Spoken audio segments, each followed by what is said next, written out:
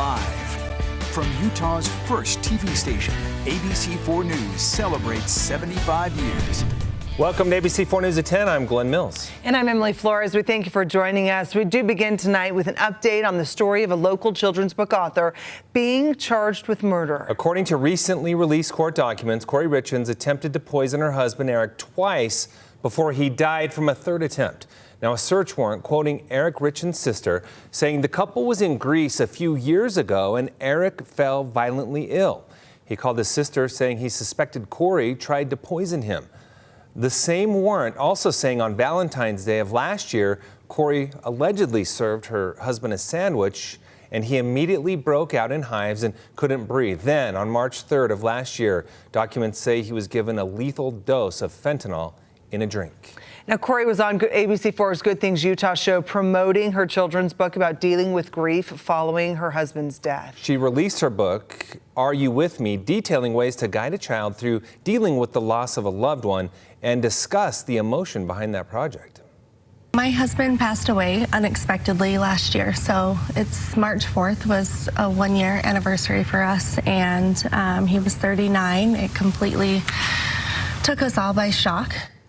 Camas' mom being held in the Summit County Jail without bail. She's expected in court in 10 days. So tonight, Eric's will providing some insight on the situation leading up to his death. ABC4 reporter Elena Castro joining us live in studio with a deeper dive on what that is telling us. Elena. The reason for this alleged murder has yet to be revealed, and we may never know. But court documents are painting a picture that money could have been a motivator. According to docs, the couple had signed a prenup which guaranteed Kouri $2 million. But now, due to Utah's Slayer statute, Kouri's payout is still unknown.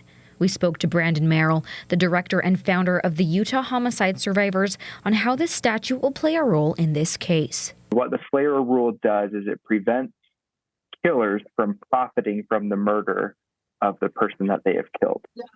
So if they are an heir, whether it's through a will or through the law, they would be disinherited. Court documents also disclose that Eric Richins had taken his wife Kouri out of his will without her knowing, and that she had tried to change his life insurance policy to be the sole beneficiary, but she was unsuccessful. In this new Slayer statute that was just recently passed, it gives the court the power to go back in time from the moment of the death to freeze all the killer's assets and the estate's assets, so that way, if anything was wrongfully given away, they can grab it back to being able to make sure it goes to the right people. Merrill says this is exactly the type of case that this law was written for. After Eric's death, Kouri went on to pen a children's book about how to cope with grief and loss. The book was available on Amazon, but has since been taken down. Kouri had come to Good Things Utah to promote the book, but as of now, there's no way to tell how much revenue she made from the sale.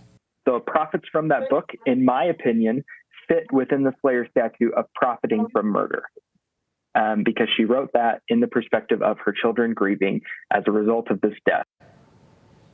Eric had listed his sister as the personal representative of his trust, which he signed into effect back in 2020. Kouri petitioned to get his sister removed just back in February and filed a claim for over $3 million. Lots to unpack here, but we will keep you updated here on air and online at abc4.com. Back to you.